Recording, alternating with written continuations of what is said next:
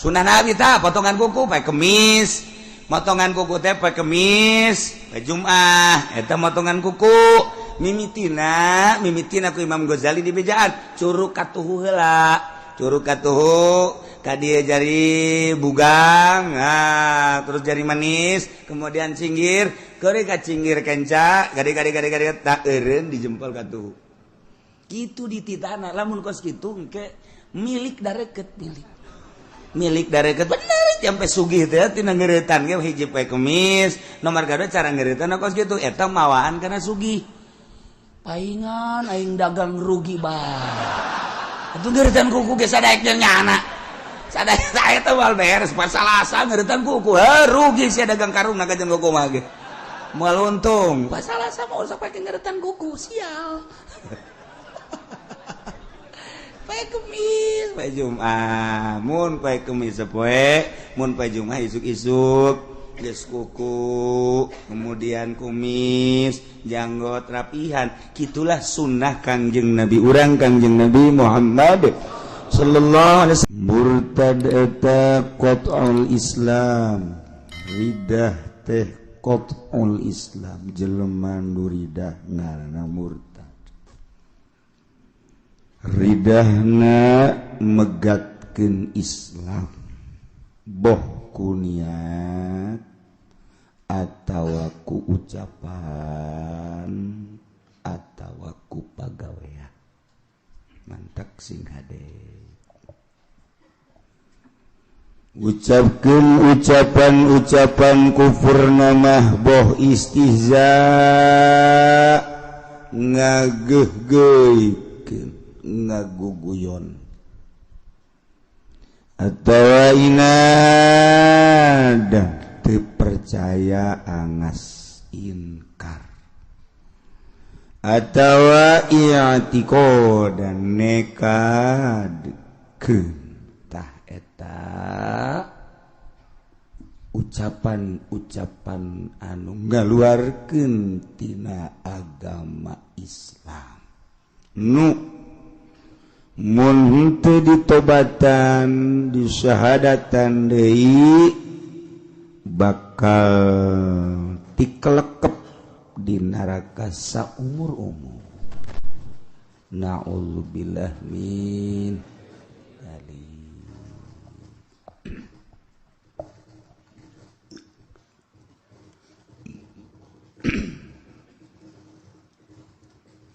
Numan takfaman nafasani asa jelma anu nganapikeun kazat nu ngadamel alam yakni Allah teu percaya bahwa Allah teh pangeran kufur teu percaya bahwa nu nyieun langit bumi teh Allah kufur teu percayaeun nu nyieun urang ieu adalah Allah kufur tak sing hade geus tambah dibahas kamari awir rusula atawa teu percaya ka para rasul-rasul Allah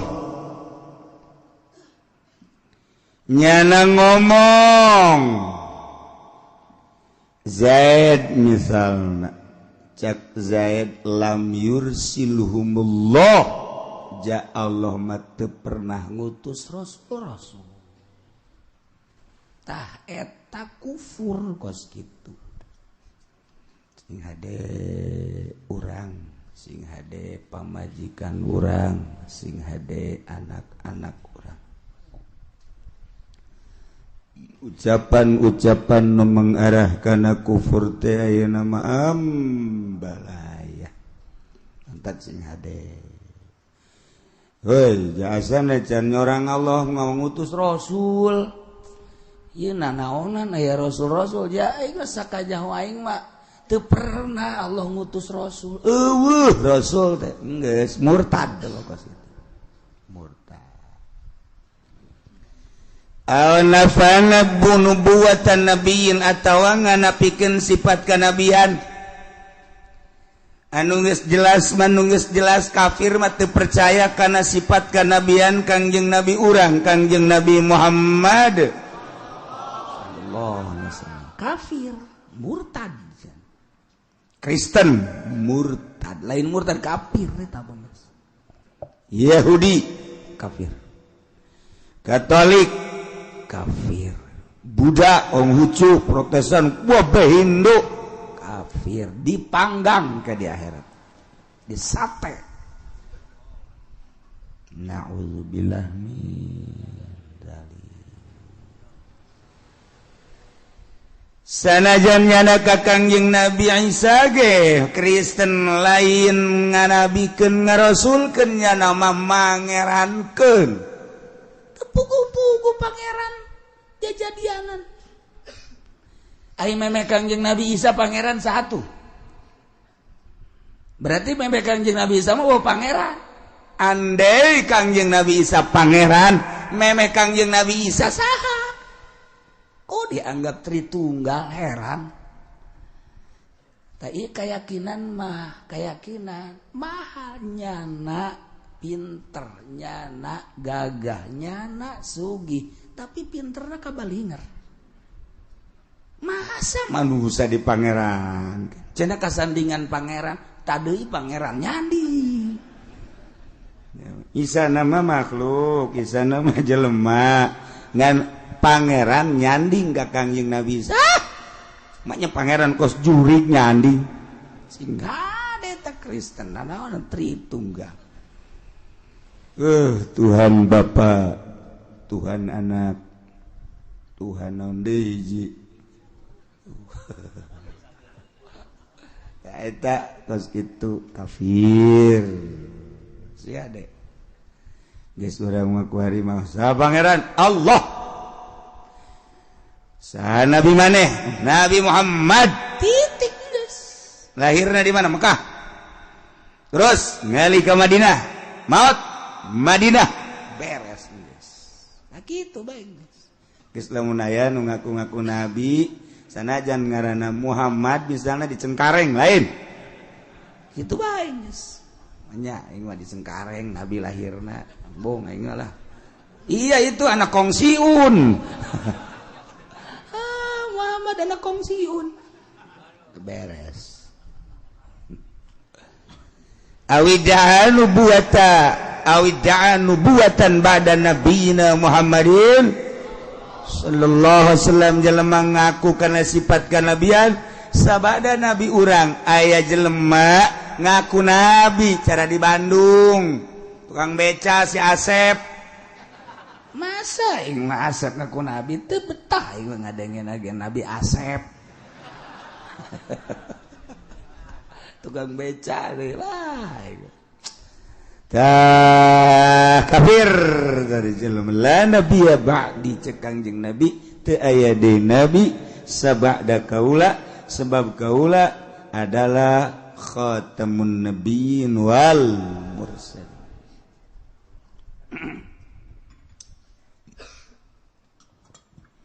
al saddaqa mudda'iha atawa ngabenerkeun kanu ngaku nabi jelema ngaku nabi kurang dibenerkeun lu ngabenerkeun kana sifat nabi sabada Kangjeng Nabi urang geus sama murtad kafir eta ku aneh deui aya jelema ngaku nabi aya bae di nu percaya heran Musodek ngaku nabi aya nu percaya Asep Bandung ngaku nabi aya nu percaya kamari di Cikupa Cikupa ngaku nabi Kararagok aing mah. Mending ngaku pangeran teh budak.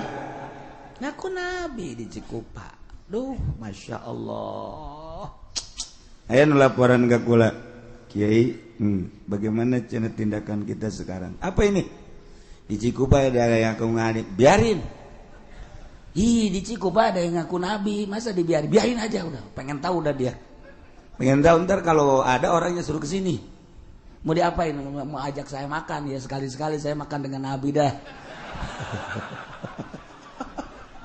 Seringan. Jadi babari orang atuh anu ngaku Nabi mah orang ome bae. Orang ome coba datang ke mana mukjizat nanya nah. Ayo coba. Tadi ulah kadi galak-galak ulah nyaho bae titah kadi aja algola atawa ngomong kieu na caki Zaid deh heuy nabi urang mah horeng kulitna hideung murtad sia teh sambarangan sia emang orang berbas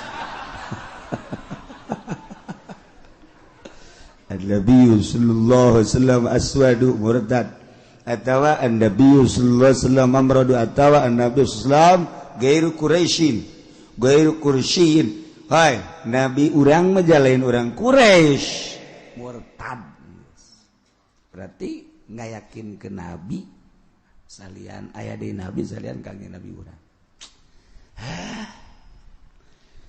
hoi horenganan pangkat nupang luhur-luhur nama nabi di pangkat nupang luhur na nabi jabarang kurang ditaliti-taliti horenganan anu buatu mamukta sabun atau lalurut batuha bisa fa'il kulub horenganan eta pangkat dosa kitu luhurna pangkat kanabian teh besi bisa diraih kurang ku cara ngabersihan hate ku cara ngabeningkeun hate urang lamun geus bersih jasa hate urang ge bisa jadi nabi murtad geus kitu murtad teu bisa dikasap pangkat kanabian pangkat wali ge hayang ngasab pangkat wali teu jadi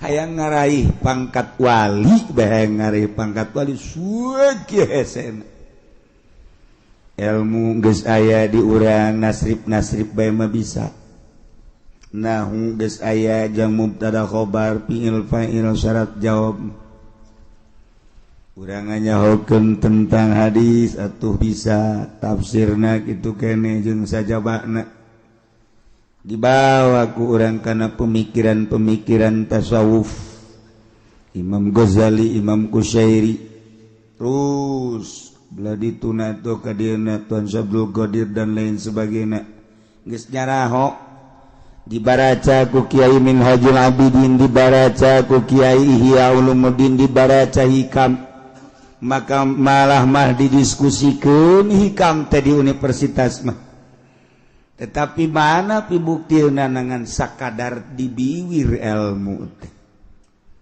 we nu datang ka jero hate hayang raih pangkat wali geus sakitu hesena geus jelas nabi mate bisa dikasap nu endek ge dikasap pangkat wali pek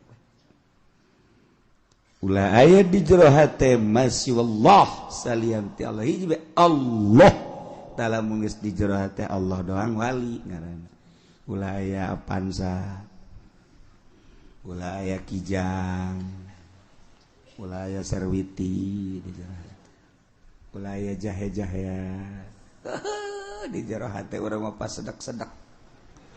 sedak Allah na minggir Allah minggir nyelepeng bukti ndak urang dur azan teh kuduna mau Allah teh gede di jero hate urang salian Allah eueuh cepet urang ka masjid ieu mah lain pas azan neulejem nyana okos anu nalingakeun teh bisi salah burung teu azan diderejaheun set ngopi jadi azan teh kopi kontreng cek pamajikanna ka lain azan atuh ke tenang wae sih cek azan ngopi ngarokok lain dijawab teh muazin teh azan ngarokok nyalan deui dina kursi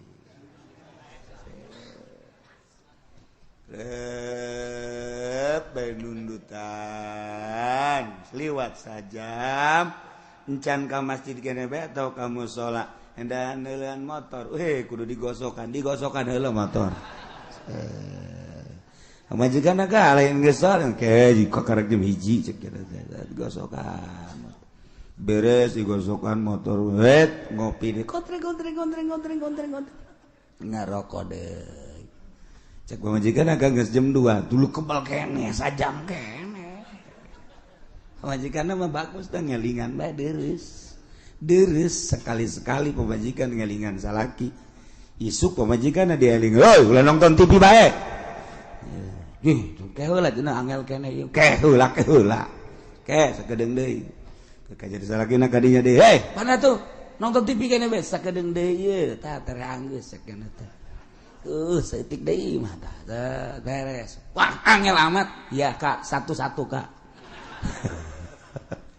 naon eta pas sedap di jero hate teh aya kopi aya rokok aya motor tah eta ngicin anu kos kitu nah hese wali mah eueuhna naonan di jero hatena kuari mah boro-boro nu bodoh kiai na ge geus ngatur proposal eta jauh ka jadi wali tah kiai anu sok nyeunaan proposal buang kawarah tah mah kiai teh boloon bin tolol bin goblok tah mah gitu anak tuh kan utar atur kari itu lain hayo micinan penyakit di jero hate ulah aya salian ti Allah tah ieu artina pangkat kanabian mah teu bisa dikasap boro-boro pangkat nabi pangkat wali ge sakabupaten Boa aya wae saprovinsi Banten Boa aya Boa eueuh saprovinsi Jawa Barat Boa aya Boa eueuh masyaallah nu manta ku urang dizarahan ge Syekh Asnawi sosok wali Allah hayang bae urang zarah kanyana nu manta ku urang dizarahan ge Syekh Mansur Cikadueun sosok wali profil wali manta urang hayang bae Syekh Maulana Hasanuddin Syekh Yusuf diurang teh kajen kumaha ge hayang bae teu bisa dilarang-larang sebab eta mah sinar Allah nyinaran ka urang supaya urang teh ngahijing ke di akhirat. Mantak zarahna urang sok macem-macem. Segala aya coba nu boga maksud gara-gara tulis. Kayak kukula diusulkeun boboh. Geus wau jasa burungnya nama tuh. Usul Gade nu boga maksud ka dieu make amplop nulis make amplop sian amplopna geus teh mah goblok bin tolol tuh ada rese auhiya ilayya walam yadai nubuatan atawa ngaku-ngaku diwahyuan sanajan nyanan teu ngaku kana sifat nabi alhamdulillah cenah keur penting bae Jibril datang mawa wahyu babo tapi lamun kakula mah tah aya nu kos kitu tah kiai alhamdulillah keur penting masyaallah Jibril mawa wahyu gede wahyuna segede sakumaha si wahyuna urang mana tah wahyu hayo alaga bae kege cenah indit sorangan ulah ngaku wahyu ngaku karomah bae ge kula masuk resep jelema ngaku karomah sia ku ini tanggap ieu coba kos kumaha ieu karomah ayo coba kege nya ngaleo sorangan ulah sok sambaraga segala ngaku diwahyuan segala naon tuh masyaallah cenah teu teureuk dikadek batu ge teu teureuk dikadek cenah bisa hiber manuk ge bisa hiber cenah ieu mah bisa dicai ge leumpang lauk ambalaya dicai ih cenah ieu mah bisa nyil plus teu kadele kuntilanak ge nyiples ulah sahe lain kitu atuh dibere wahyu batu dibere wahyu mah dibere kebenaran berupa syariat eusina di jero bakal mengarah ka hakikat geus moal aya bae geus pokona mah sabada Kangjeng Nabi urang Kangjeng Nabi Muhammad sallallahu alaihi wasallam moal aya au kadzdzaba rasulan tawa ngabohongkeun ka rasul teu percaya bahwa Kangjeng Nabi Adam Nabi teu percaya bahwa Kangjeng Nabi Nuh Rasul Nabi teu percaya bahwa Kangjeng Nabi Idris Nabi teu percaya bahwa Kangjeng Nabi Isa teh seorang nabi seorang rasul teu percaya Kangjeng Nabi urang teh nabi geus tah mah murtad geus antak Nasoro, Nasrani, Yahudi murtad. Lain murtad kafir. Awasabahu atawa nyarekanan ka Nabi model kamari Denmark. Model orang Belanda nyarekanan ka Kangjeng Nabi. Eta kafir. Istaqafa bihi atawa ngenteng-ngenteng Nabi nganggap hina ka Kangjeng Nabi. Atawa kangaran Kangjeng Nabi. Ngaran Kangjeng Nabi teh Muhammad, ngaran Kangjeng Nabi teh Ahmad, ngaran Kangjeng Nabi teh Yasin, ngaran Kangjeng Nabi teh Toha, ngaran Kangjeng dina Quran nambala ya ngaran Kangjeng Nabi. Nah, kuari dihinakeun ngaran Kangjeng Nabi. Mendak mun aya ngaran Muhammad, kemudian ku urang dikieu-kieu, terus urang dibalangkeun ka sampah ta kocomberan. Maksud ngahinakeun itu murtad. Ngade eta, masyaallah. Awistakhaffa bismillah atawa nganggap enteng nganggap hina ngahina-hina ka ngaran Allah geus bogoh tah ngaran Allah dihina ku urang Asmaul Husna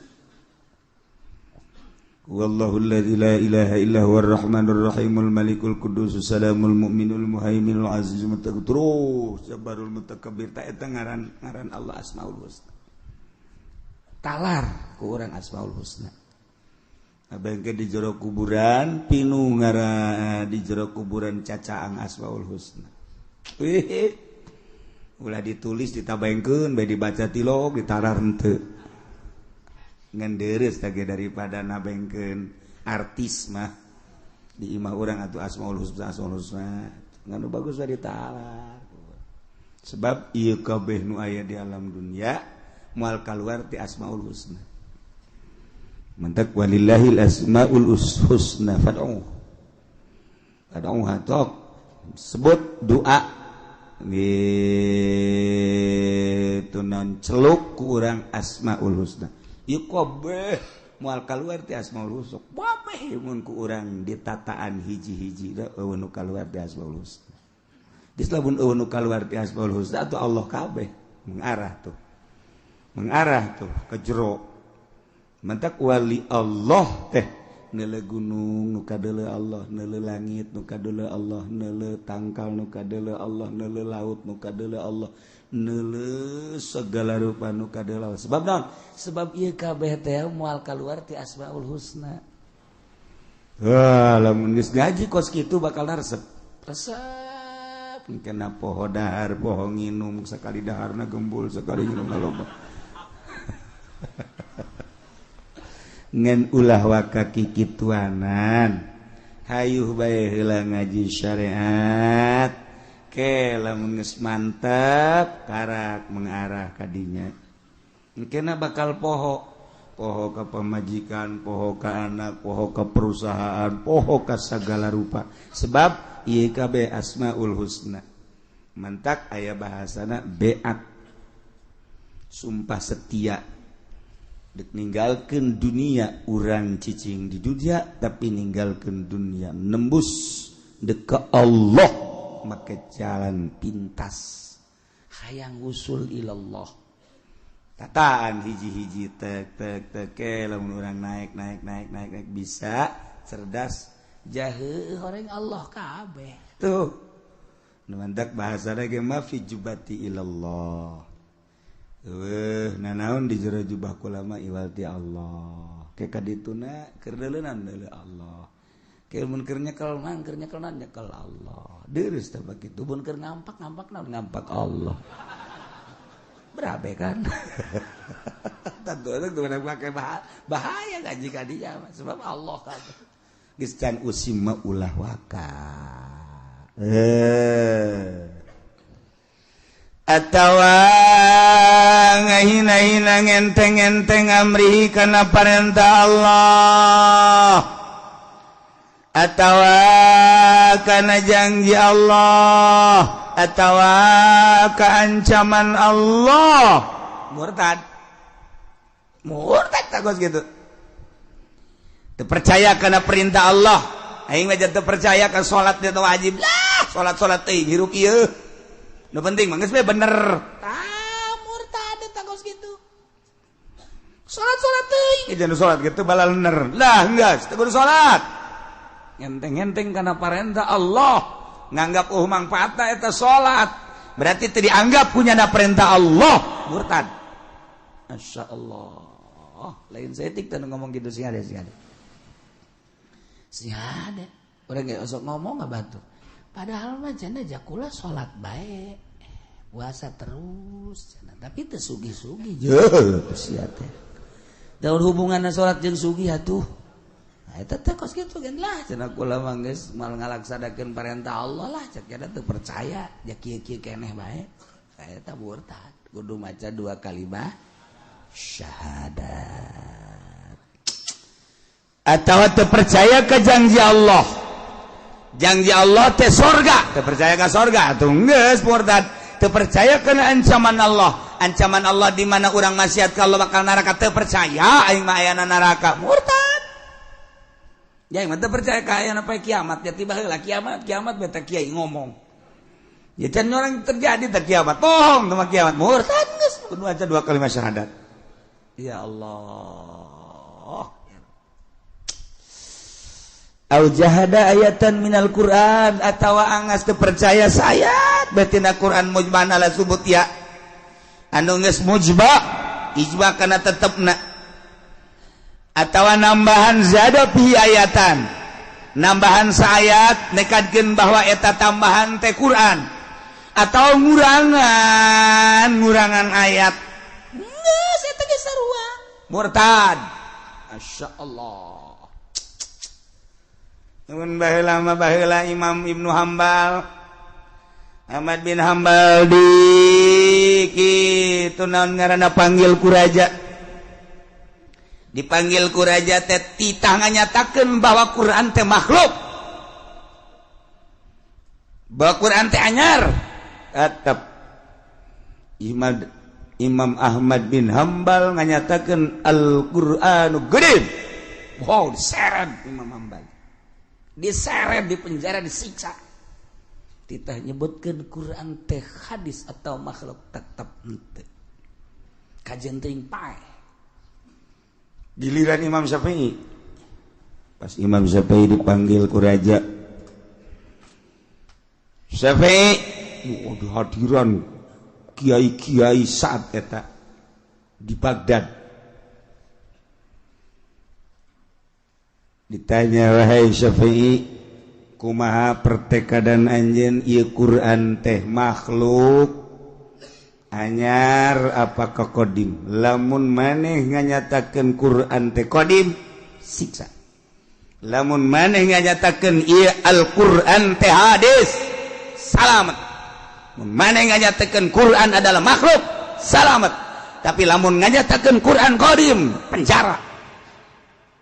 Wah Imam Syafi'i Imam Syafi'i menunjuk doang ge Tuan ulah bingung-bingung eta mah makhluk ya mah makhluk jangan bari nunjuk kieu salamet ya gempar kabeh sa Baghdad wah Syafi'i bahaya kuari anu ku urang diimamkeun nu ku urang dimazhabkeun anu ku urang dituturkeun ternyata ngamakhlukkeun Quran beres balik Imam Syafi'i bulag kiai daratang kabeh wah demo mah ieu kiai nganyatakeun makhluk kana Quran saha nu ngamakhlukkeun Quran cek Imam Syafi'i ai tadi pan kula mah nunjuk ieu mah cek Imam Syafi'i makhluk ieu mah tah makhluk anyar ceknya anyar maksudnya atuh curug jeung raja anyar kabeh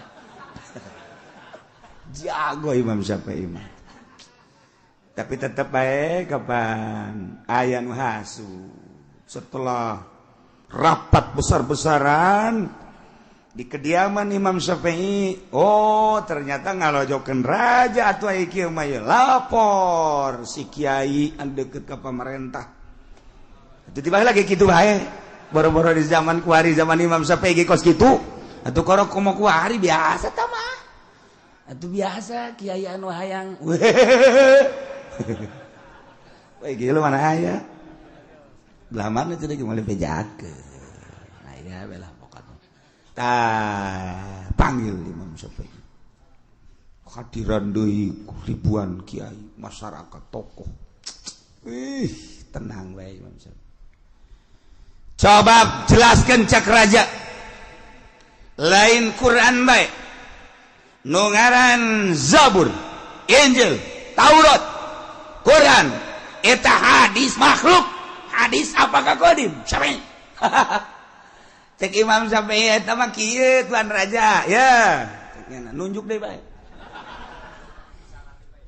Quran tuh dikieu-kieu punya wah bae Taurat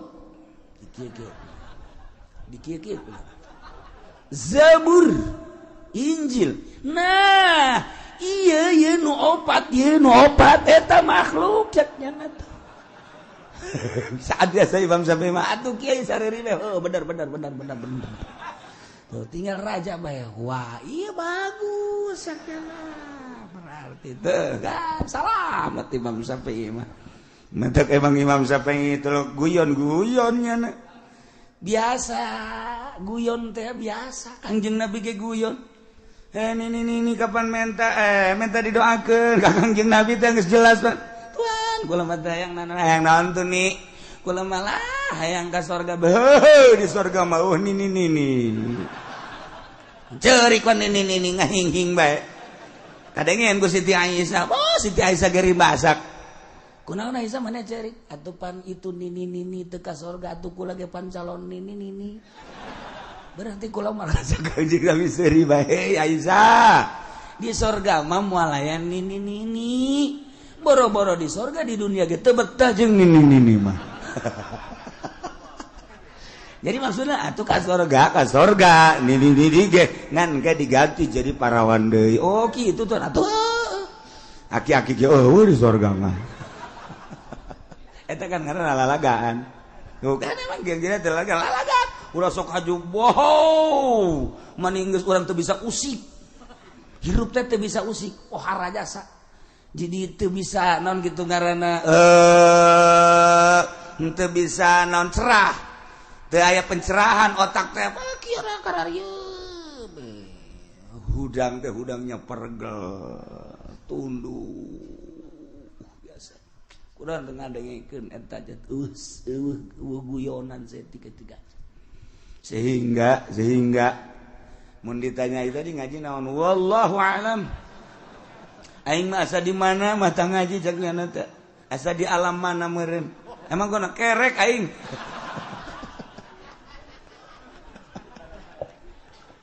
tiba lagi kan aya guyon ngan ulah diseja-seja namun diseja-seja cilaka atuh geus pembawaan dari cara Gus Dur pembawaan di mana bae atuh nya guyon bae kajian kuku mah guyon bae masyaallah emang pembawaan mah teh Kangjeng Nabi ge tuh guyon sange Kangjeng Nabi aya nu balap lompat teh Kangjeng Nabi nu menang bakal dibere anak onta kaekeun ka anak onta geus menang si eta Tuhan barang dibere ku Kangjeng Nabi gitu tuh kontak bude jasa Tuhan jangan sok ngaheureukeun ka abdi ngalalaga abdi cek teh ngalalaga naon cenah nek dibere anak onta aju ieu gede amat atuh ieu anak onta emang ieu anak anak onta kan geus gede ieu atuh jalain anak sapi nya atuh eta ngaran lalagaan mah eta kitu ngaranna jet hebat Kangjeng Nabi mentek ngahiji jeung Kangjeng Nabi waktu naon kitu ngaranna perang waktu ngaji waktu lalagaan Kangjeng Nabi jeung Siti Aisyah emang teu lalagaan Kangjeng Nabi kumaha lalagaan anak cak Kangjeng Nabi Aisyah yuk urang balap lompat ayo balap lompat Kangjeng Nabi jeung Siti Aisyah balap lompat pan indah eta ngaranna urang mah jeung pamajikan teh tegang biasa pamajikan ka urang tegang kanyana tararegang jasa teu bagus teh rumah tangga kitu atuh ayana bae we ditoel-toel atuh ku urang we langketek atuh we di kitu-kitu atuh nah di luar teh naon tak kitu ajar eta nya mah kitu teh lain tuh kan Nabi teh balap lompat jeung Siti Aisyah. Haju saha nu menang? Meretan sakali Kangjeng Nabi nu menang sakali deui Siti Aisyah nu menang. Ngaranna kan lalagaan. Manya balap lompat jeung awewe kudu Siti Aisyah nu menang. Moal aya satu kali menang Kangjeng Nabi Siti Aisyah ngos-ngosan. Heueuh kula eleh karena isuk balap lompat teh Siti Aisyah nu menang. Heuh kula menang jeung Siti Aisyah. Kuna teh ngabungakeun. Hatung geus pajar heueuh bae ku Siti Aisyah. Menangnya nak tuh. Eta karena lalagaan. Menang saminggu. Tuan ngalalaga kula balap lompat menang atuh lamun teu menang. Ulah kitu cekeun teh. Ieu piala rek dibikeun ka aya mana. Eta ngaranna lalagan teu tegang kan hirup. Masyaallah karim. Eueuh nu tegang. Tuh. Kanjeng Nabi datang ka imah Siti Aisyah marah. Biasa kan dicandung kan marah bae. Aya marah dicandung mah tuh boro-boro kuari baheula ge aya bae marah. Aya marah sarua sebab naon giliran Siti Aisyah angel. Kemana ya Kanjeng Nabi ceknya angel amat giliran di dieu angel ceknya teh. Bener rada telat Kanjeng Nabi datang kadinya rada telat. Piring aya kormaan di dinyana piring dikitukeun kana rot brok. Angkara-angkara peupeus piring korma ambalaya. Kumaha cek Kangjeng Nabi? Ambo seunu ngagebrah cek Kangjeng Nabi. Kira kan seunu ngagebrah. Siti Aisyah kan kaget. Seunu, wah kahuruan asana imah ye. Kan gitu. Datang deh kalinya mana tuan seunu? Tadi dada cek gini. Siti Aisyah seuri bae. Eta di dada seunu eta ngaranna. Eta kakarak merem piring doang cek gini teh. Siti Aisyah seuri pan horeng seunu teh seunu ieu. Seunu hate, seunu kolbu ngagebur. Geus lamun seunu hate ngagebur bisa piring nu peupeus, bisa sendal nu leungit, bisa ieu kana pipi leungeun. Eta seunu ngaranna nu kos kitu. Tuh, tan bisaan Kangjeng Nabi mah seuri bae. Piring ambalaya terus korma atau ambala piring peupeus. Hambeuh teh seunu ngagedur cek Kangjeng Nabi. Teu kaget tetep pemajikan. Besi kahuruan kan. Mana tuan seunu? Tadi dada kira-kira. Kartikan ku Siti Aisyah eta ngaranna lalagaan geus kitu. Masya Allah. Pembawaan masing-masing nu kos kitu mangan mun dijieun-jieun haram. Mun dijieun-jieun haram. Cara Kang cara Imam Syafi'i. Cek Imam Syafi'i Zabur dikieu-kieu ku nya. Wah, bae jelema naleukeun. Taurat, Injil, Quran. Nah, ieu nu opat makhluk cekna. Bari kieu nya. Ieu nu opat makhluk. Atuh cak raja makhluk deui bener geus. Salamet baneng geus. Tinggal kiai bae bener sampai bener. Ieu nu opat makhluk cekna. Make otak Masya Allah. Geus kiai ge daratang deui. Maksud Tuhan Imam Syafi'i naon dia nu opat atuh curug opat makhluk ieu mah tah opat. Itu mah kodim cek dia nanti. Kos kitu jeung jelema pinter mah tuh. Hese mantak hati-hati jeung ahli Allah, jeung ahli hakikat, jeung ahli thariqah. Kadang lain kulit, lain eusi. Gus Dur lalampahan ke gereja. Ji atuh wali Allah loba nu lampahan ke gereja. Ai can bisa ulah heulanan, jang nyana bae. Jang nyana bae heulanan. Loba kene nu lalampahan ke gereja kede anteupeun heula. Heulanan ke urang bakal kapanggih geura. Motifna kumaha ke gereja engke. Mentak ulah ngabesan ngajina. Ieu pelebah ridah mah ieu. Nya lantaran ieu kapisah ku ngabesan rugi.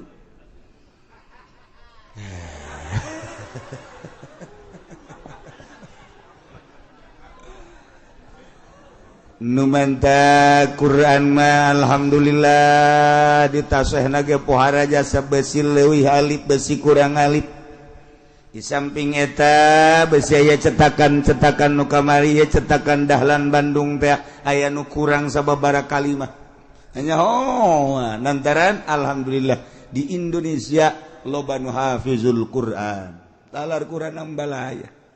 Masya Allah geus poharanya tinggal ningkatkeun eusikna doang nu katalar Quran lain lalagaan tuh datangkan nu katalar Quran teh di borgol ku ari nu katalar Quran di penjara teh saeutik di luhur anu di penjara talar Quran jeung teu ngaku salah geus kos kitu bae di negara urang awistakhafa bisunnatin la tawang enteng-enteng kana sunnah rasul murtad nyenteng-enteng kana sunnah rasul teh murtad kama lau gila lahu andai kata aya nu ngomong kieu ye dengekeun nya kana nabi sallallahu alaihi wasallam idza akala laika asabi'ahu thalathah kayan Kangjeng Nabi di mana barang dahar nya nama make tilu doang tuh tilu sanggeusna tilu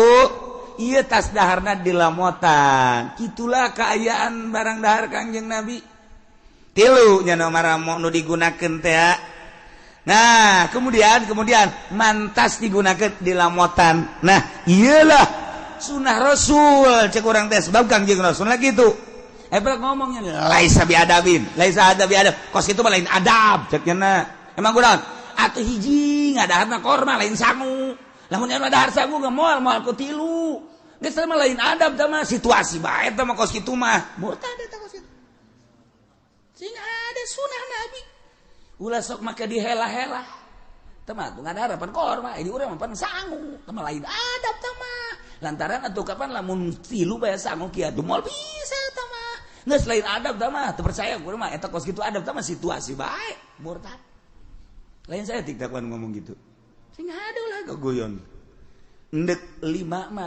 baik ngan ulah ngaleungitkeun sunah rasul siapa nuturkeun sunah duh can bisa cek yana molos bae ka dieu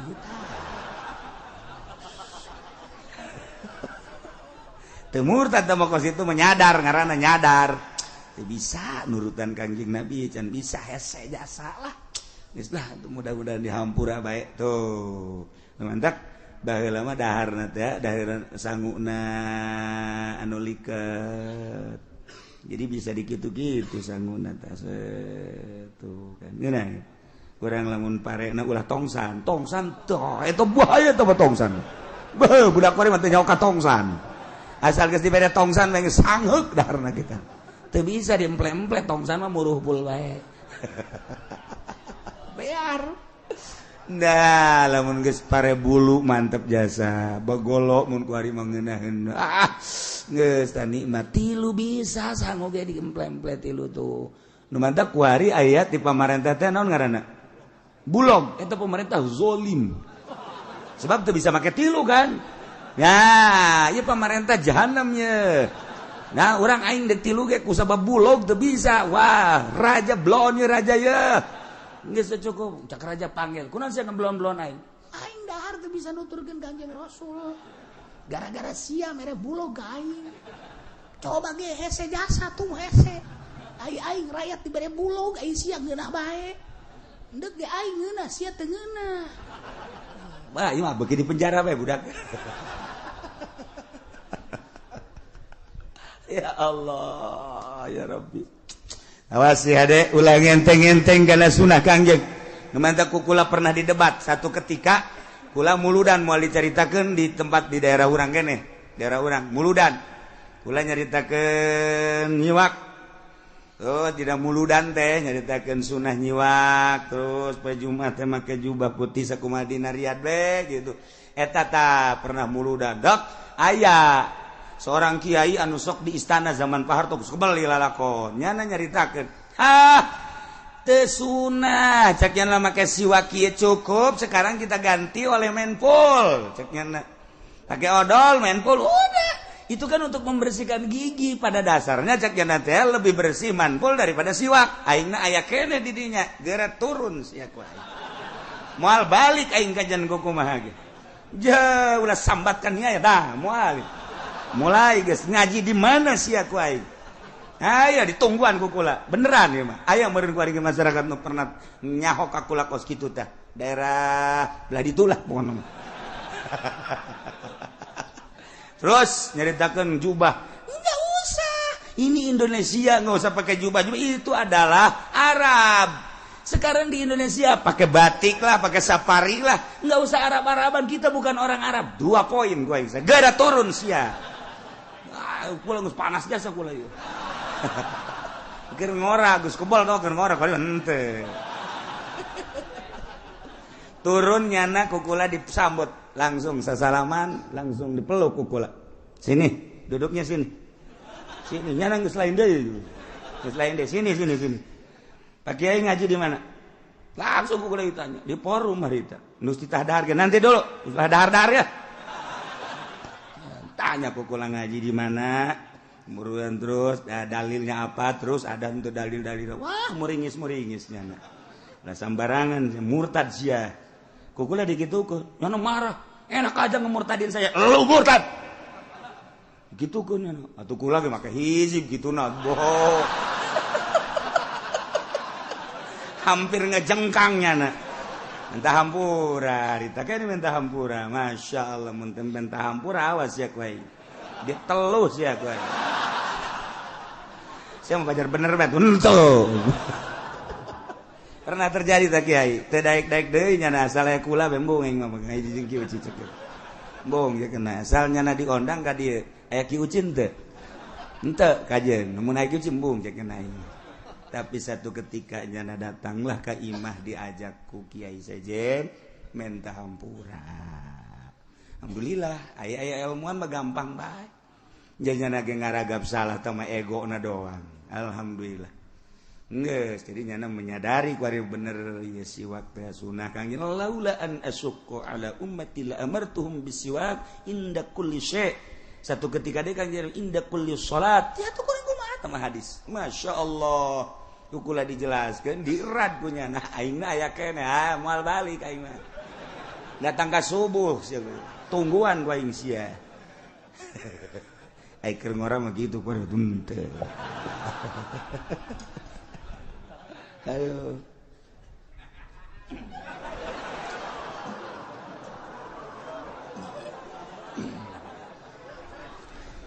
At-tawakkil. Gallim azbarak fa innahu sunnatun. Kuku potongan ta sunah Nabi ta. Gallim azbarak. Sunah Nabi ta potongan kuku pakai kemis, potongan kuku teh pakai kemis, pakai Jumat, eta potongan kuku, mimitina ku Imam Ghazali di bejaan, curug katuhu heula, curug katuhu, kadieu jari bugang, terus jari manis, kemudian cinggir, keuri ka cinggir kenca, gade tak eureun di jempol katuhu.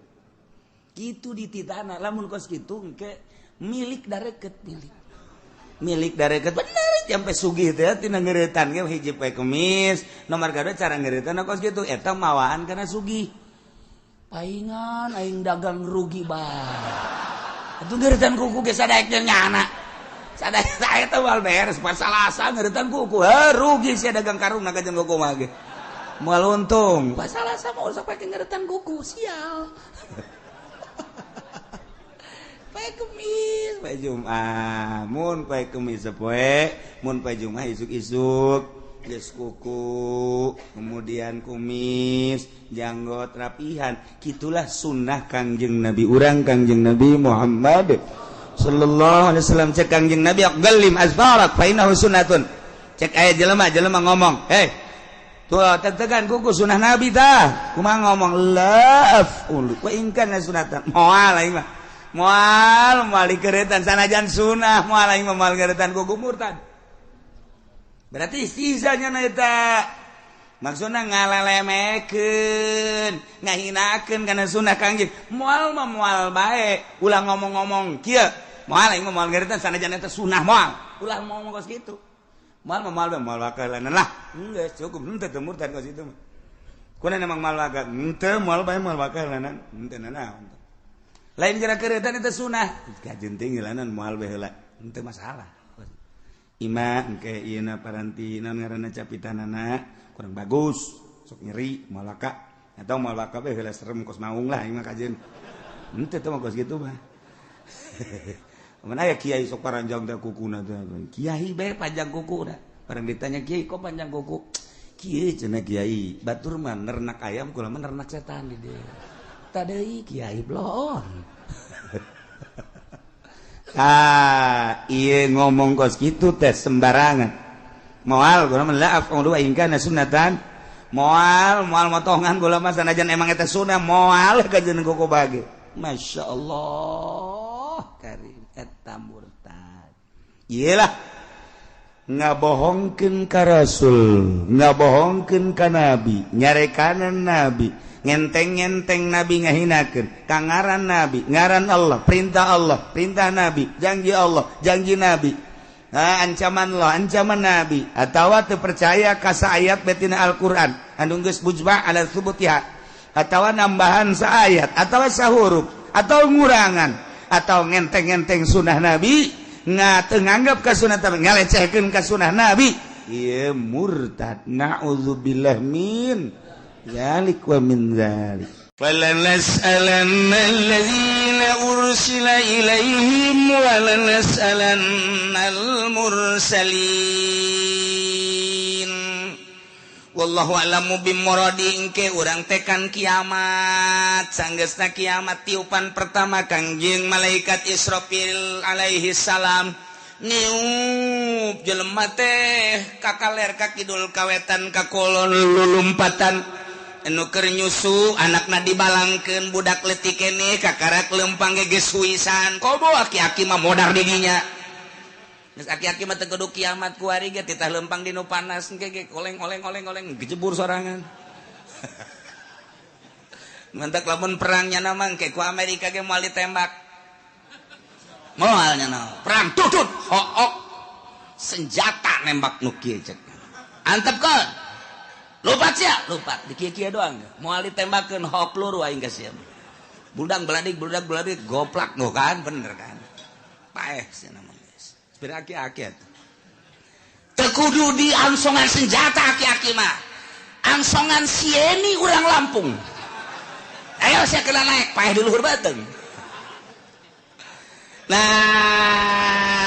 ieu ke kiamat beres parae ganti bumi rata gunung Masya Allah mentak kurang lamun jaritakeun ente nyangka gunung teh bakal na angger horenganan tamur meresap gunung nuku urang kaciri teger watarol jibala ente neule gunung pajar ente mah gagah tegak luar biasa horenganan gunung teh leumpang tamurum maros percis okos mega bae leumpang gunung dengke bae leumpang yo ku balikat sampai rat lelempangan ka kaleng aju wataral jibala qamidah disangka gunung teh teger kuat horenganan tamuru marosahab leeh nana gunung sakitu tegerna leeh kok masih Juned ajur ganti rata laut gunung kobe wah geus diterjemahkeun ku Raden Oma Irama kiamat terjadinya jadi presiden. Masya Allah, gunung-gunung yang tinggi menjulang hari itu akan dimusnahkan. Wah, pohara jasa. Masya Allah, lautan yang dalam sarua bae eta kos kitu jana beunang di Quran moal salah eta. Ya Allah, ya Rabbi. Beres kabeh. Kuari hujan, teng tiup roh ku malaikat Israfil.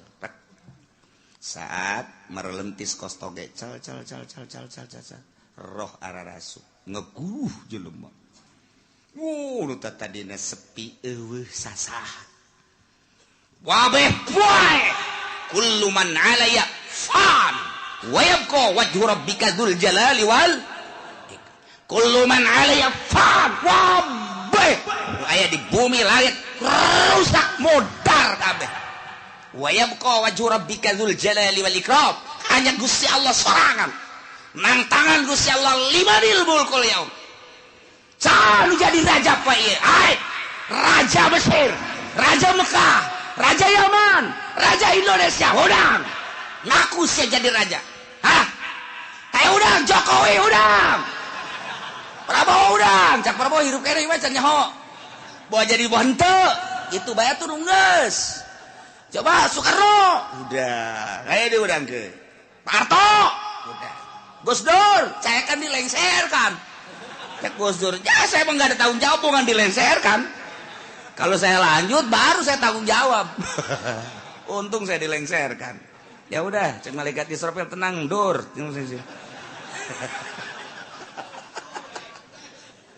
Masya Allah. Tantangan limanil mulkul yaum. Geus beres kabeh harirup giring ka mahsyar. Timbang amal. Timbanganana kos timbangan emas. Aya talanjuhan, aya jaruman, aya cecepehan. Cecepeh nu sabelah langit jeung bumi mun dieusikeun ka dinya asup. Nu sabelah deui geus teu kabagian jadi wa kadegeun di asup. Ngun ku gede genana cecepeh. Ari nu deuk ditimbangna sagede Juned. Leutik kan. Ku gede-gede amat deuk ningalikeun jeung nembongkeun ka maha kuasaan jeung maha dahsyatan Gusti Allah Subhanahu wa taala. Jelema dikiring di berbagai negara kabeh. Ka mahsyar, di mana letak mahsyar? Letak mahsyar teh Masjidil Aqsa. Berarti di itu boga sejarah, dunia boga sejarah, di akhirat ge boga sejarah. Masya Allah karim. Iyalah, nu deuk dicaritakeun. Rantung jelema kabeh. Malaikat Jibril cicing di tengah. Dihareup Kangjeng Nabi urang. Malaikat Jibril Mikail di belah katuhu. Jibril Mikail Israfil belah kenca. Anjing Nabi dihareup plak. Kumpulkeun ku Gusti Allah. Falanas'alanna alladzina ursila ilaihim wa lanas'alanna al-mursalin. Cek Gusti Allah aing bakal nanya alladzina ursila ilaihim ka umat-umat anu diutus para rasul.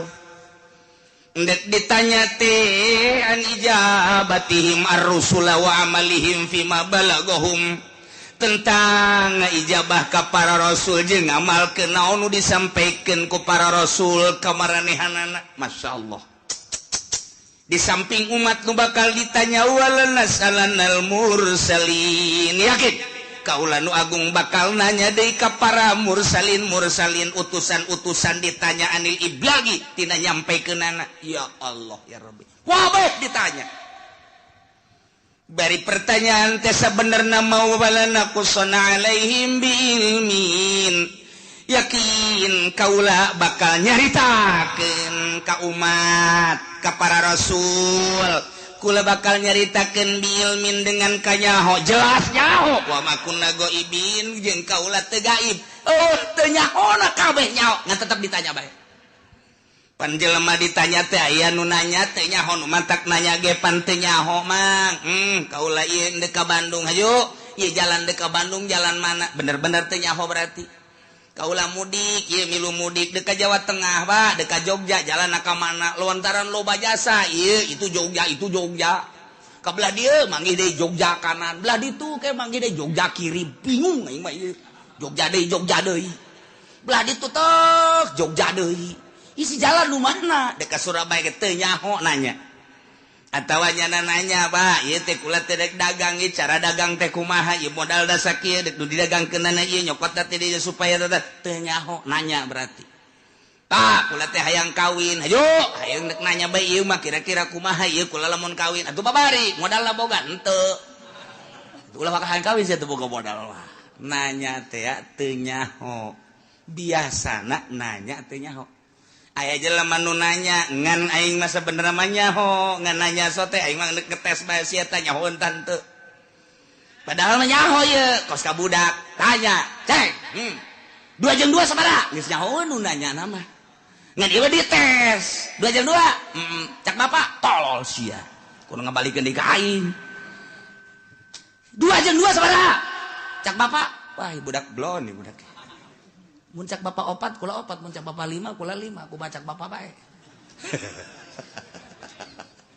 nyaho ye nu nanya nama guru ka muridnya nu mentak nanya teh dites berarti nah aya deui nanya teh ngajejeleh boga anak minta duit dibere tah 1 juta yo meunang saminggu minta deui teh jang anu bere deui minta deui dibere deui geus kalima kali ka dieu sia cicing sia dinya tiup hai aing geus sabaraha kali mere duit ka sia bego teu meunang tah anak atuh hitung bae ku bapak ditikem sia ku bapak goblok atuh nyahoeun bapak ge ieu geus mere duit sabaraha kali ngak sudah dipake naon tah duit ieu sia di dinya pertama sia ku aing minta dibere kadua dibere aju minta deui dibere tah aing neuk nanya ka sia geus sabaraha kali aing abah ieu mere duit ka sia teu meunang teu hitung bah teu meunang jalain kos kitu teh mah maksudna nyarekan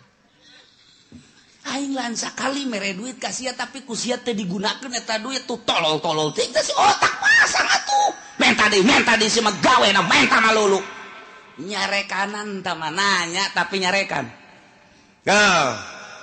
Wadi bah, ya mah boga duit, ajo minta duit sabarit ya mentana. Mio sabarit tah mio. Oh sia dibanding kemana mio, tapi pakai kusianya, nu bener tah, belikan kusia. Lamun kredit jeung cash lain deui bah hargana. Lamun kredit sabaraha? Barakara kredit? Ngomong sia lain sari. Bahkan hese dek beli cash deh di akhir zaman mah kredit bermodel. Yahudi teh geus kos karar itu bae. Nah, belikeun. Menang meureunanan setengah bulan bah. Pang belikeun motor deui motor naon? Motor Mio. Anu itu ka mana? Aya mah aya bah. Ngan ieu kebutuhan aya deui bah. Bere deui. Ja aya ieu bapana ge. Duit mah eueuh bapana mah aya. Aya tah. Bere deui. Bere deui 3 kali. Budak motor kamarana nya dibeli cenah kebutuhan-kebutuhan. Barang ditanyakan ternyata dijual. Oh. Adek. Abah sabaraha kali belikeun motor ka sia? Hah?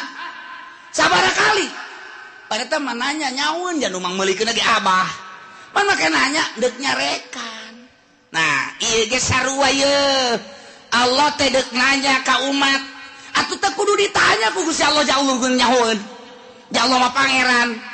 Urang turun ke alam dunia Allah nyahoeun kuari hirup dihirupan ku Allah maha uninga kemudian urang kuari ayeuna dibaya pagawean dagang berpolitik atuh Allah maha uninga kapae urang mah teu nyaho ira bakal pae Allah bagus nyahoeun kok make ditanya tuh urang ku Gusti Allah nanya dadek nyarekan ka urang nah iya sia bakal ditanya ku Gusti Allah teu meunang kieu sia ku aing pan dihirupan. Nah, sia harita teh hirup, kemudian pagawean sia waktu hirup naon bae cak Gusti padahal Allah nyaho. Cak urang teh atuh coba bae Gusti ka nyahona tumpahkeun ka dieu. Wah, dikerekem sia ku Gusti Allah. Teu menang kos kitu nyanggakeun sadaya-daya Gusti. Paulun Gusti Maha Uninga. Nah, ieu bakal ditanya urang. Kabeh ditanya. Urang sebagai makhluk ditanya, Kangjeng Nabi lagi ditanya sarua bae. Urang ditanya tentang naon? Tentang an ijabatihim ar-rusul wa amalihim fima balaghahum. Urang teh ngaijabah ka Kangjeng Nabi. Narima kana ka Kangjeng Nabi syariatna jeung ngamalkeun datang ka mana? Ditanya. Zaman Kangjeng, zaman sahabat, zaman tabi'in, zaman para wali, kuari. Junaid maju. Enggak. Zaman saha hirup? Beye. Aing mah lain nanya rajana lain.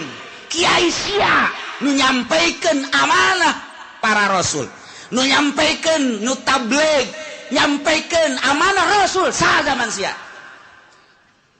Abdi harita teh kitu mui abdi harita di kecamatan mah Kitur Mudi naiknya ke kabupaten ju naik dinya ke provinsi pernah nyampaikan dibayar nyampaikan mana Mui panggil Mui kuari nyana ngeungeunahana Mui nagara sia sahari tak Mui abdi ayah orang kronjo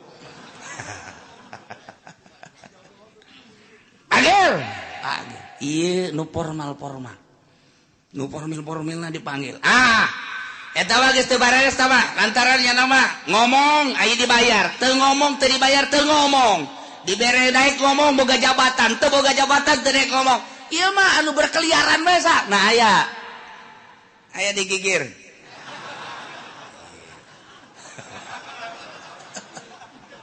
disebutan di Jakarta Kiai anu di kampung Kiai pernah nyampaikan pernah cara nyampaikan aku mah muludan bere duit eta lah lamun dari bere duit ngaco ulah nu eta nu asli nu nyampaikan nu asli saha ayo gerak budi bejakeun diangsongkeun ka hareup deui kumaha coba eta urang lamun geus dikitukeun kumaha eta di hareupeun Gusti Allah sia zaman ieu pernah nyampaikan nyana bahwa Nabi akhir zaman Kangjeng Nabi Muhammad pernah kemudian naon nu disampaikan ku manehanana rukun wudu rukun salat dan syariat lah dain sebab bener coba tanya kiaina ditanya deh siapa pernah nyampaikan bener nyampaikan lagi dah bae ai diondang muludan sok diberkatan aya mun teu diberkatan di buledan moal kadinya deui wah teu beres ya aduh Masya Allah lah ieu bakal caritakeun secara global bae umat bakal ditanya tentang narima syariat ti Kangjeng Nabi na nya atawa henteu aya apa henteu ditanya hai umat pernah henteu Muhammad nyampaikeun amanah ka anjeun tabligh risalah wah jelema burr kabeh ngomong aya nu pernah aya nu henteu ai Islam kabeh nyaritakeun pernah kafir mah henteu kan bela dirinya cak Nasrani teu pernah kami mah teu pernah sampai berita-berita kebenaran Muhammad teu pernah sampai Muhammad nyaritakeun tentang syariat teu pernah Nasrani Yahudi kabeh wah bangsa encek kabeh ngararomong engke mah kuari nyana baru teu beuteungna engke mah nyana di ditu pias teu pernah nyampaikeun umat kaula teu iman ge ka Gusti teu iman ge ka Muhammad berita nyampaikeun maka uranglah jadi saksi wah pacencongan urang jeung urang tidinya lah al yauma nakhtimu ala afwahihim wa tukallimuna aydihim wa tashhadu arjuluhum bima kanu yaksibun rame atuh Bang wah encek kampung Melayu ngomong hanya geus teu make hayah kampung Melayu mah encek RRC bener nu kampung Melayu mah geus pohon bapak bahasa encek lagi geus teu bisaeun eta mah nya encek nya susah ya Allah nya di neraka saneng rugina ka bina-bina hehe pohara jasa ari tatangga nama nu Islam sanajan nyana ka neraka pan bakal dikaluarkeun tatangga si encek milu nyana digawe jeung encek tapi kan nyana lantaran aya imanan tetep dikaluarkeun untung kan no ieu walalas alannal ladzina ursila ilaihim ditanya umat tentang nerima atawa henteu ka para rasul jeung sanggeus nerima ngamalkeunana macem-macem ke rame wala nas'alannal mursalin para rasul ge ditanya Adam ditanya Idris ditanya Kangjeng Nabi Nuh ditanya Kangjeng Nabi Sulaiman Kangjeng Nabi Isa Kangjeng Nabi Musa Kangjeng Nabi urang ge ditanya nyampikeun apa henteu Masya Allah padahal mah Allah teh nyahun falanakussan alaihim bi'ilmin wa ma kunna ghaibin teu gaib nyaho ngan deuk hayang nyaho coba datang ka mana bari deuk ditaubeh di memeleh di jejeleh aya jelema anu ja abdi mah ieu hirup teh di zaman SBY kiaina harita kiai Pulan abdi mah teu pernah ngadenge nyana nyampeikeun ore cok jelema teh falanakussanna alaihim ilmin cak Gusti Allah nyaho aing ge sia teu ngaku datang tabligur risalah melalui kiai anu siana cak Gusti Allah nu teu ngajading teu ngadenge pan aya muludan pan aya rajaban kiai ngabuka pangajian tong-tong geuna tak kasongek siana nu teu daek falanakussanna alaihim Allah jaritakeun ngeunaheun bagi kiai nu katitipan ilmu sampaikeun besingke di akhirat ditanya walanas alannal mursalin ditanya para mursalin ditanya para wali para kiai ketika urang dikahareukeun kiai anu sia di zaman anu nyampaikeun teu henteu kunaon sia dititapan emang teu nyampaikeun nu ngondang kunaon sia nu mata kayang diondang ieu cak ditangkal amun naon tah teu nyawa nya nambongan di ditu tah ngadeukeun tukang sate ieu tah tuh kan ditanya kabeh umat ditanya para rasul ditanya Gusti Allah umat ditanya para wali ditanya umat ditanya kiai ditanya kabeh mana teuing rame nah wa ma kunna ghaibin sabenerna mah atuh aing teu gaib eueuh teu kanyaho teu nyaho an iblagir rusul wal umamil khaliyah bima fi ma amilu nyaho tentang nyampaikeun para rasul nyaho pisan atuh uning pisan jeung umat anu seperti tina pengamalan nu ngamal jeung nu henteu nyaho Allah secara perinci juz'i satu persatu nyaho Gusti Allah si ieu gadenge si ieu ngamalkeun si ieu narima si ieu teu ngamalkeun si ieu narima si ieu ngamalkeun setengah si ieu narima si ieu ngamalkeun poara si ieu narima si ieu teu ngamalkeun nyaho Gusti Allah bakal dicaritakeun hiji-hiji falanakussanna alaihim bi'ilmin wa ma kunna ghaibin lu gaib ya Gusti Allah Gusti Allah maha uninya nu mantak urang kuari salat ti penting teu kudu dikanyahokeun ku tatangga cukup ku Gusti Allah engke bakal ditanya ketika ditanya aya teh berita tabligur risalah aya melalui saha kiai anu sia ngamalkeun tante nyanggakeun sadaya-daya ke Gusti mah uninga abdi penting-penting ge hudang haju kiai haju HSDI eta anu ku aing ditolol-tolol ge sia goblok sia hudang mah hudang tapi ngan kiai doang tapi kan uninga Gusti Allah aing nyaho ka sia sok ngaji lempang ngajina nyaho aing ngadengekeun nganyaho haju ngamalkeun nyaho penting sia hudang haju tahajud aing meukeun nanya bae cek Gusti Allah sebagai pangeran ditanya ku aing hidup padahal mah aing geus nyaho falanakussanna alaihim bi'ilmin wa ma kunna ghaibin nu gaib jang aing mah aing nyaho ka sia narima ti kiai anu kemudian sia ngamalkeun geus kebelah dieu ya sia zaman sasia abdi bareng jeung si itu hirupna pernah sia ngadege urang ti kiai pernah ngamalkeun Gusti mah uninga teu kaburu Gusti naon bae kasibukan sia abdi di pabrik Gusti mana babaturan sia anu di pabrik aya tuh itu sia ka di pabrik sia eta neangan duit jang kitu napakah pamajikan jeung keluarga sia sempet salat abdi mah minggu ngaji lamun teu keur gawe emang aya nu minggu gawe aya abdi mah ieu teh ai naon kitu ngaranna kesempatan salat mah salat tah bareng sapabrik sia pan sia mah salat sia henteu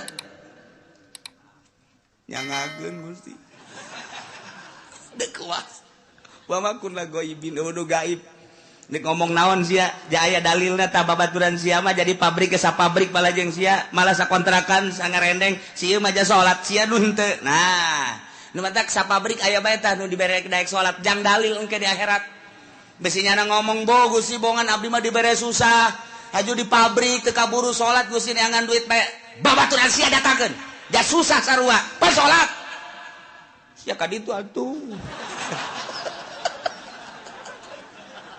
dek lompat ka mana sia ayo sia dalu wabakun la goibin waduh gaib jago sia mah dek nyarekan bae supaya kadenge ku ban sojen tinggal babaturan-babaturannya na waduh si itu dicarekan wah teu aja dicarekan dek lompat ka mana ya aing dek lompat ka mana nah kabeh bakal ditanya falanakussanna alaihim bi'ilmin wa ma kunna ghaibin tanya hiji-hiji bari Allah ya lu gaib ka Gusti Allah supaya jelas Allah teh pangeran dek ngajejelek jelema ditanya ku Gusti Allah kunaon sia persiapkeun ti kuari jang engke ngajawab pertanyaan eta lain lalagaan ieu mah Al-Qur'anul Karim wal waznu yauma idzinil haqq ya Allah timbangan lil amali dipasang lisohaikiha atawa jang nimbang amal bimizanin lahu lisanun timbanganana aya jaruman wakafat ali aya 2 cangkok 2 mangkok 2 ceceteh kama waroda fi hadis Kanjeng Nabi geus ngajelaskeun ayat 3 hadis tu ngajelaskeun tentang sifatan mizan tentang pertanyaan-pertanyaan jaga maksudnya non timbanganana jelas nu ditimbangna apa jelemana apa amalna apa bukuna etalah Kanjeng Nabi nu ngajelaskeun aya nu jelas ngajelaskeun Kanjeng Nabi jelemana langsung diayakeun di hadis lain Kanjeng Nabi nyaritakeun jelemana mah tetep nangtung di itu nu ditimbang adalah sohaik buku-bukuna cek sakaol mah lain buku-bukuna amal bae diwujudkeun ku Gusti Allah amal bagus herang bagus caang amal goreng poek jore nu jelas mandek kumaha ge ima urangna wa ima bukuna wa ima amalna pan nu jelas mah tetep bae ditimbang-timbang keneh ieu ayatna wal waznu yauma idzin al haq timbangan nyata timbangan nu bener yauma idzin harita bakal dipasangkeun jangan sing hade faman saqulat mawazinuhu faulaika humul muflihun sahaja lemah nu ditimbang berat amal hadena faulaika humul muflihun bahagia wa man khaffat jelema anu hampang mawazinuhu kahadeanana berat ku kagorenganana faulaika alladzina khasiru anfusahum jelema etalah anu ngarugikeun dirina waktu di dunia bohong teu daek beramal bitaswiriha ilan nar ku sebab dijongklokeun ka neraka bima kanu bi ayatina yazlimun ku sebab maranehanana ngazolimkeun teu percaya ka ayat-ayat Allah subhanahu wa ta'ala nu ngantak urang mah alhamdulillahirabbil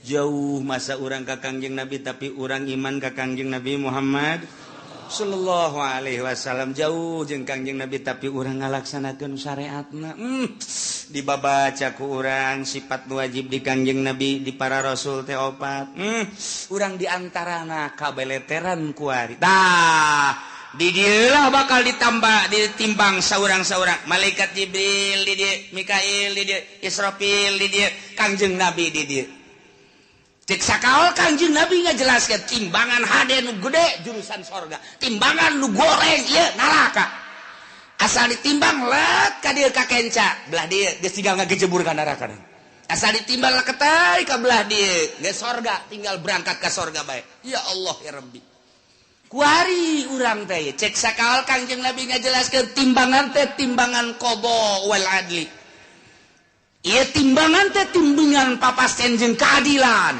nu mantap kuari urang timbang diri urang kuari kurang kudu timbang kajujuran jeung keadilan urang geus datang ka mana urang nuturkeun Kangjeng Nabi geus datang ka mana ngalaksanakeun syariat Kangjeng Nabi ketika ditimbang kurang bera rasa aing lamun ditimbang berat mana ieu ti mata bae mata ye lobaan dipake neuleuh Quran apa lobaan dipake neuleuh TV kurang bae timbang kuari ye qada wal adli kuari cek Kangjeng Nabi timbang maneh merenung ceuli lobaan pake ngadengekeun musik apa lobaan pake ngadengekeun urayan-urayan hayo coba hayo apa lobaan ngadengekeun anu hasud ka urang anu ngomongkeun ka urang apa lobaan make ngadengekeun Al-Qur'an hadis kalam ulama timbang ku urang sorangan bari merenung kieu urang timbang ku sorangan bae hayo geura leungeun lobaan pake nyekelan naon ieu leungeun hayo sia leungeun apa nu teas-teas apa nu hipu-hipu sia leungeun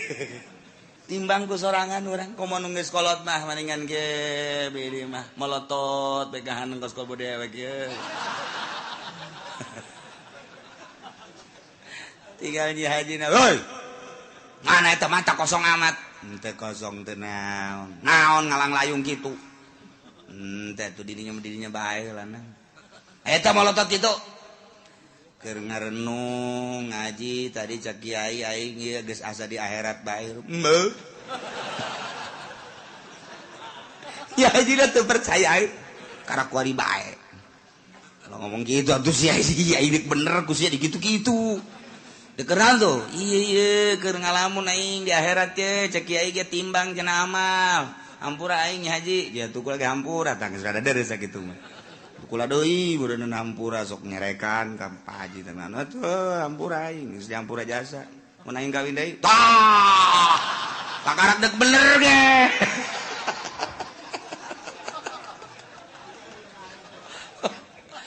Tah urang ngarenung ye aing lamun ditimbang kuari andai kata paeh aing ye ditimbang beratan ka mana mulai urang ngurucut cai mata Gusti tibalik datang ka kuari Gusti Allah nyaritakeun kahirupan para rasul nyawa ditarohkeun jang ka Allah terus di para sahabat nyawa ditarohkeun abdi manarohkeun harta ge ku pait-pait teh di zaman para wali songo eta teh perang nyawa tarohanan urang lamun zalah ka Kudus masyaallah jana mapan balik teh dicacag nuku urang kuari dizarahan di Kudus Sunan saha ngaranna Kudus tuh siapa jarah bete nyawaran ayo kiaina poho buku aing ge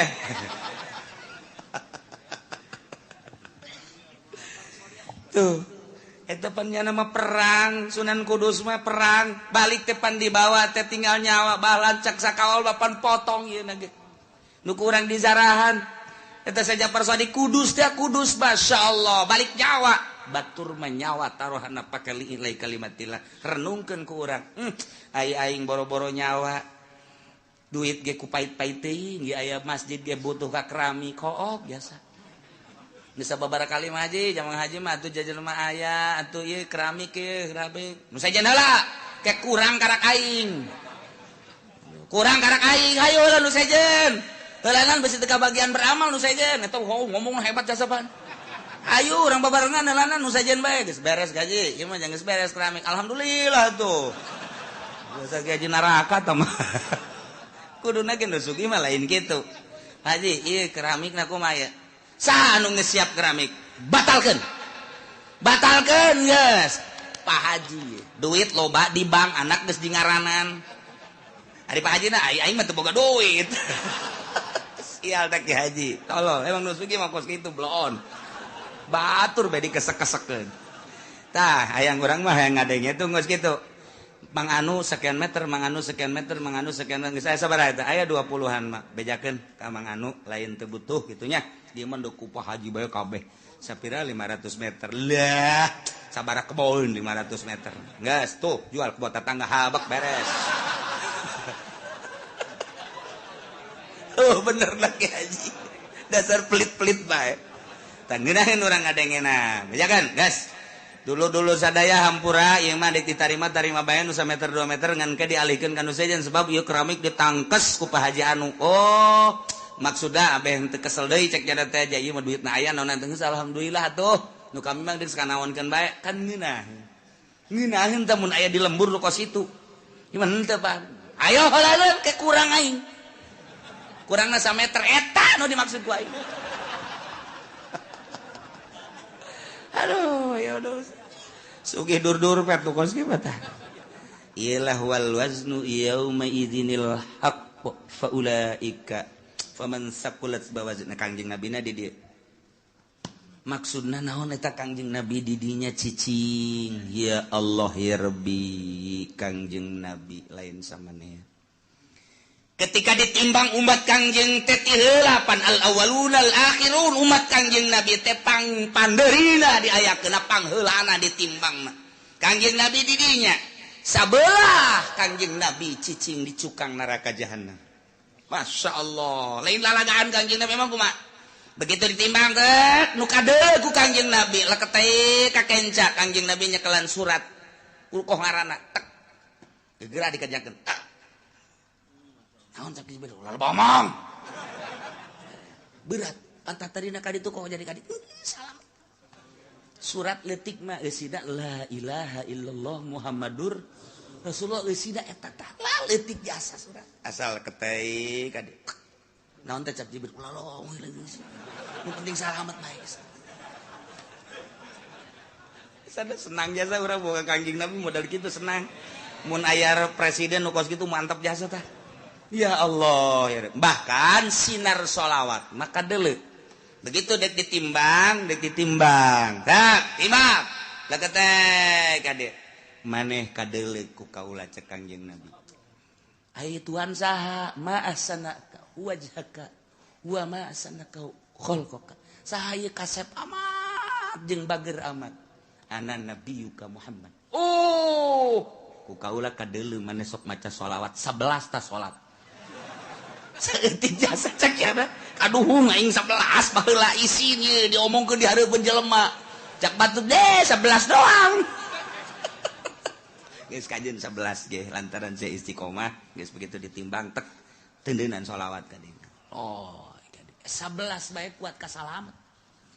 Tas salat 11. Nyana nanya heula, "Masana wajhaka kasep amat Tuhan saha jeung tita tadi tutulung bae." Ana nabiyuka Muhammadun. Oh, pohara ieu. Kaciri nu sok baca sholawat mah ku Kangjeng Nabi, kaciri sidar sholawat tah geus disalabat-salabatkeun mantap ku ari ulah-ulah cicingin. Geus kolot poe Jumat geus jam 10 ka masjidna ieu teu bisa jam 9 mah. Teangan di dinya tihang jang nyalan deui.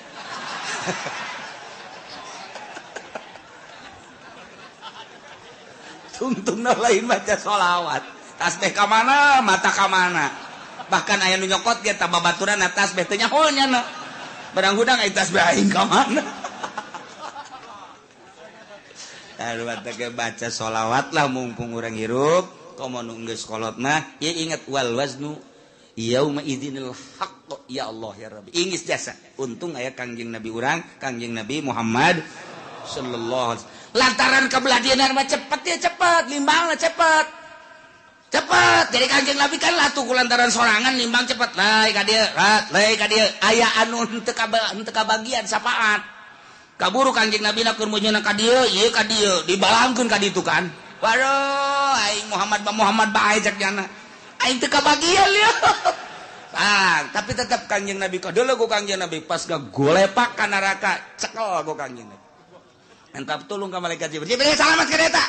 Ji, atuh teh manggeus jore cek eta teh. Jadi itu lagi main simplong melulu ya. Aya sholawatan cek Kangjeng Nabi. Sabaraha sia sok maca sholawat? Ai muludan cek nya. Maca tante, henteu ngadengekeun doang. Lumayan sakitu ge cek Kangjeng Nabi. Nya daek ngadengekeun. Assalamualaikum zainal anbiya. Ya assalamu alayka atqal atqiyai. Nu macana mah santri kan jeung kiai. Sia, gula mah cenah ngatur-ngatur eta berkat cek nya. Aju ngatur-ngatur diatur teu jang kula heula teu. Tetep salamet bae pan mah poar eta. Ngan eta teh ngaguling heula ka neraka tah mah. Tapi tetep kok gajer rewel. Jibril salametkeun. Masyaallah Kangjeng Nabi moal aya pang sibuk-sibukna ieu ketika wal wazdu yauma idzinil haq. Sibuk jasa Kangjeng Nabi. Geus manu ieu, geus manu itu, geus manu ieu, nu itu geus ulah aya bae umat Kangjeng Nabi nu ngagolepak ka neraka pohara jasa pan. Mantak teh kuari usul ka Kangjeng Nabi beusi engke kaleupasan. Teu kadeuleu teu karawel lanjut teu kalekep ka bapak dan tuh. Padoh pan geus kalekep apa teu kadeuleu ku Kangjeng Nabi. Umat aing geus beakeun kan Jibril. Beak geus. Aya we nu teu kalekep bangonna mah aya. Pasti tadi aing sakieu sibukna cek Kangjeng Nabi ka dieu ka ditu. Eta lah aya bae. Coba, tang. Ya, tuh bener. Cabut Jibril. Cabut. Si ti kalekep kunaon? Kredit cek kira teh. Lewat ketikuari urang lobakeun maca sholawat ka Kangjeng Nabi Muhammad sallallahu alaihi wasallam. Apalkeun ayat ieu mah ieu jang supaya urang merenung. Wal waznu ari timbangan yauma izin nalika dipertanyakeun umat jeung para nabi yakni yaumal kiamah al haqu timbangan nu jelas nu hak nu nyata bakal dipasangkeun urang bakal ditimbang ima urangna langsung wa ima amalna wa ima bukuna nu bakal ditimbang nu jelas deuk mamana ge pasti ditimbang renungkeun ku urang aing mun ditimbang beratan mana haju Kangjeng Nabi neuleuh tah henteu ka aing saat eta mun urang ditimbang bagus nikmat amat ketika orang ditimbang goreng haju Kangjeng Nabi neuleuh tetep ku Kangjeng Nabi diamankeun ieu nu rempan mah timbangan urang jore Kangjeng Nabi na teu neuleuh ka urang apa teh kalekep eta tah ieu tah nu dikhawatirkeun beusi ti kalekep doa masyaallah mudah-mudahan urang kabehan ke katingali ku Kangjeng Nabi urang disafaatan ku Kangjeng Nabi urang sehingga urang kabehan salamet di bawah bendera Kangjeng Nabi urang Kangjeng Nabi Muhammad sallallahu alaihi wasallam walaqad makanna wallahu a'lam.